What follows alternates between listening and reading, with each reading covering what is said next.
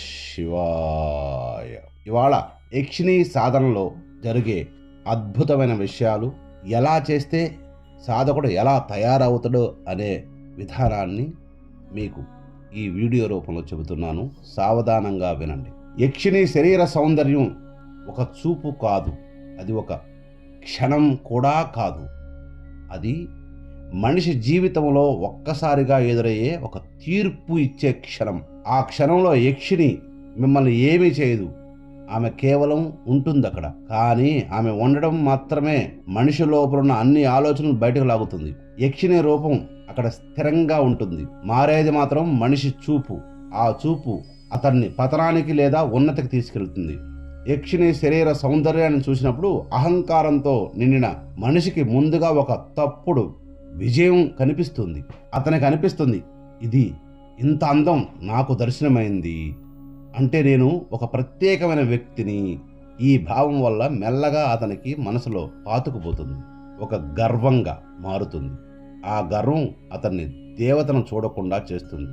అతని యొక్క శక్తిని చూడడు, తన కోరికల ప్రతిబింబాన్ని మాత్రమే చూస్తాడు. ఈ క్షణంలో యక్షిణి అతని ముందు దేవతగా ఉండదు, అతని ఆలోచనలో ఒక అనుభవంగా, ఒక ఆకర్షణగా మారుతుంది. ఒక అవసరానికి ఉపయోగించే వస్తువుగా అనుకుంటాడు. ఈ మార్పు ఒక్కసారిగా జరగదు, అది నెమ్మదిగా జరుగుతుంది. మొదట ఆశ్చర్యం, తర్వాత ఆసక్తి, ఆ తర్వాత కోరిక, ఆ తర్వాత ఈ యక్షిని ఆక్రమించాలి అనే భావం. ఆక్రమణ అంటే సంభోగించాలనే భావం. ఈ ప్రతి దశలో తనను తాను న్యాయపరుచుకుంటూ ఉంటాడు. ఇది సహజమే, ఇది సాధనలో భాగమే, ఇది నాకు వచ్చిన ఫలితమే అని అనుకుంటాడు. కానీ నిజానికి అక్కడే సాధన ఆగిపోతుంది, అక్కడే పతనం మొదలవుతుంది. ఎందుకంటే శక్తి శరీరంగా చూసినప్పుడు, పరిమితం చేసినప్పుడు, అలా చేసిన క్షణం నుంచే శక్తి మనిషిని పైకెత్తదు, లోతుగా లాగుతుంది కిందకి. అలాంటి మనిషికి అద్భుత శరీరం, యక్షిణీ శరీరం సౌందర్యం మత్తుగా మారుతుంది. ఆ మత్తు అతనిలో ఆలోచనలను ఆక్రమిస్తుంది. పగటిపూట అతను సాధారణంగానే ఉంటాడు, కానీ రాత్రి అతనికి మనసు ప్రశాంతంగా ఉండదు. నిద్రలో అనేక రూపాలు, కలలు, అర్థంలేని దృశ్యాలు, ఇవన్నీ అతని భయపెట్టవు మొదట, కానీ అతన్ని అస్థిరం చేస్తాయి. అతని లోపల ఒక కంపనం మొదలవుతుంది. అదే కంపనం అతన్ని క్రమంగా ఖాళీ చేస్తుంది, అంటే ఏమీ లేని తనానికి తీసుకెళ్తుంది. ఈ దశలో అతని జీవితంలో కొన్ని బాహ్య లాభాలు కనిపించవచ్చు. విపరీతంగా డబ్బు రావచ్చు, అనంతమైన అవకాశాలు రావచ్చు, మనుషుల మధ్య విపరీతమైన గుర్తింపు పెరగవచ్చు. ఇవన్నీ అతన్ని మరింత మోసం చేయడానికి పనికొస్తాయి. అతను నేను పైకి వెళుతున్నాను అని అనుకుంటాడు, కానీ నిజానికి అతను తన లోపలికి దిగజారుతున్నాడని అర్థం. శక్తిని వాడుకోవాలనుకున్న వాడు నెమ్మదిగా శక్తికి ఆధీనం అవుతాడు. అక్కడ భక్తి ఉండదు, గౌరవం ఉండదు, ఉండేది ఒకటే భయం.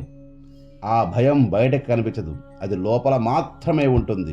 ఆ కారణంగా గుండె బరువెక్కున్నట్టు అనిపించడం, ఒంటరిగా ఉన్నప్పుడు ఎవరో చూస్తున్నట్లు పిలుస్తున్నట్టు అనిపించడం, ఎప్పుడు ఏదో జరుగుతుంది, ఇప్పుడు నాకేదో జరుగుతుందనే భావన. ఇవన్నీ యక్షిణి చేసే పని కాదు, ఇవన్నీ తన లోపల ఆలోచనల ప్రతిఫలం. అహంకారం మనిషిని ఇక్కడికి తీసుకొస్తుంది. చివరికి అతను ఒక స్థితిని చేరుకుంటాడు, యక్షిణి లేకుండా తాను నిలబడలేనని అనుకునే స్థితి. ఇదే అహంకారానికి చివరికి తీసుకెళ్లే పతనం. కానీ అదే యక్షిణి శరీరాన్ని, సౌందర్యాన్ని చూసి కూడా తన చూపును నియంత్రించగలిగిన మనిషిని మరో దారి నడిపిస్తుంది. అతనికి ఆశ్చర్యం కలుగుతుంది, కానీ కోరిక కలగదు. అతనికి గౌరవం కలుగుతుంది, కానీ ఆక్రమణ భావం కలగదు.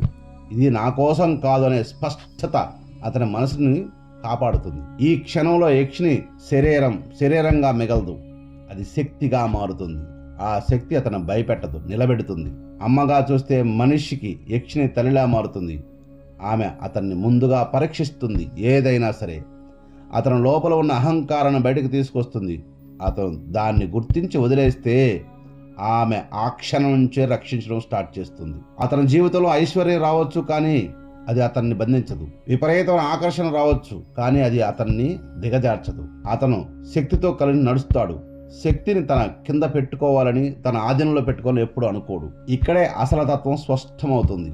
యక్షిణీ సాధనలో తప్పు లేదు, యక్షిని చూపించే శరీర సౌందర్యంలో కూడా తప్పు లేదు. అది దేవత పెట్టే పరీక్ష. ఆ పరీక్షలో మనిషి ఆలోచనే అతని తీర్పు. అహంకారంతో చూసిన వాడికి అదే సౌందర్యం అగ్నిగా మారుతుంది, అగ్నిగా మారి దహిస్తుంది. భక్తితో తల్లిలా చూసేవాడిని అదే సౌందర్యం కవచంగా మారుతుంది. యక్షిని ఎవరినీ పతనానికి నెట్టదు, ఎవరినీ ఉన్నతికి ఎత్తదు. ఆమె కేవలం నిలబడి ఉంటుంది సాధకుడు కోసం.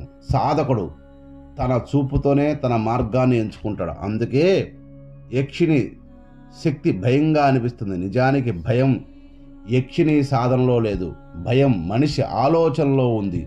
అదే ఆలోచన అతన్ని కాలుస్తుంది లేదా నిలబెడుతుంది. కనుక సాధకులారా, మీరందరూ కూడా యక్షిని మీద వ్యామోహం పెంచుకున్నప్పుడు, మీ ఇంద్రియాల మీద నిగ్రహం కలిగి ఉన్నప్పుడు మాత్రమే యక్షిని సాధన జోలికి వెళ్ళండి. లేదు ఆమె చాలా అందంగా ఉంది, ఊరికే దొరకద్ది అని అనుకోవడం మూర్ఖత్వం. ఎందుకంటే ఇవాళ రేపు ఒక సుమారు అందమైన అమ్మాయి కూడా దొరకట్లేదు. అటువంటిది అందాల రాశి అయినటువంటి యక్షిణిని మీరు సాధించాలంటే మీ మనోనిబ్బరం ఎంత కావాలి, మీ చైతన్య శక్తి ఎంత ఉండాలి, మీ స్టామినా ఏంటి, మీ దృఢ సంకల్పం ఏంటనేది సంకల్పించుకొని వెళ్ళండి. ఎందుకంటే మంత్రం ఉంటుంది. మంత్రాన్ని సాధించి ఆ పరీక్షకు నిలబడే దమ్ము మీలో ఉంటే యక్షిణికి వెళ్ళండి తప్ప ఊరికే ఎక్కడో మంత్రం దొరికింది మనం చేసేద్దాం పొడిసేద్దాం అనుకుంటే ఇక్కడ ఏమీ జరగదు. ఎందుకంటే ఒక చిన్న రోడ్ సైడ్ అమ్మాయి నిన్ను చూడట్లేదు. లోకాలకు అత్యంత శక్తివంతం, అత్యంత అరుదైన అందమైన స్వరూపం నీకు ఎలా దక్కుతుందని ఆలోచిస్తున్నావు చూసుకో. ఎందుకంటే ముందు నిన్ను నువ్వు స్పష్టంగా పరిశీలించుకో సాధకుడా. ఆశకి హద్దు ఉండాలి. నీకు విపరీతమైన ఆశ ఉండొచ్చు, కానీ దాన్ని సాధించే తెగువ కూడా నీలో ఉన్నప్పుడు మాత్రమే యక్షిణి దక్కుద్ది. నియమంగా గుర్తుంచుకోండి. ఏదో పుస్తకంలో ఒక మంత్రం చూసాం చేద్దాం అనుకుంటే యక్షిణి రాదు. లేదో మన యూట్యూబ్ ఛానల్లో చాలా పెట్టున్నాం యక్షిణి విద్యలు.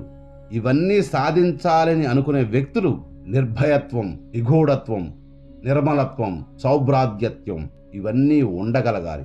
ఉన్న వాళ్ళ మాత్రమే సాధకులు, వీరులు మాత్రమే సాధకులు అవుతారు. పుస్తకాలను చూసి చీకటికి భయపడే వ్యక్తులు ఎప్పుడూ సాధనకి అర్హులు కారు.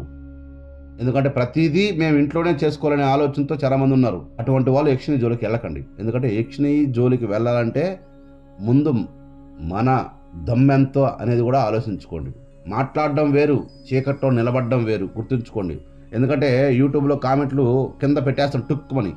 అలా పెట్టడం వల్ల మీ ధైర్యం అయిపోదు. అది ధైర్యవంతులు ఎప్పుడు కూడా సాధనతోనే ముందుకెళ్తారు, సాధనతోనే సాధిస్తారు తప్ప మాటలతో కాదు, శ్రమతో కాదు. ఇక్కడ ధైర్యంతోనే సాధించాలి యక్షిణి. మహావీరులకే పట్టుబడుతుంది యక్షిణి, ప్రతి పుల్కాగాడికి పట్టుబడదు. గుర్తుంచుకోండి. ఇలా గుర్తుంచుకొని సాధన చేయండి. మహత్తరమైన గురువు మీకు దొరికినప్పుడు పట్టుబడచ్చు. ఆమె పట్టుబడుతుంది, నువ్వు ఆమెకు పట్టుబడకపోతే చాలు. సర్వే జనా సుఖినో భవంతు.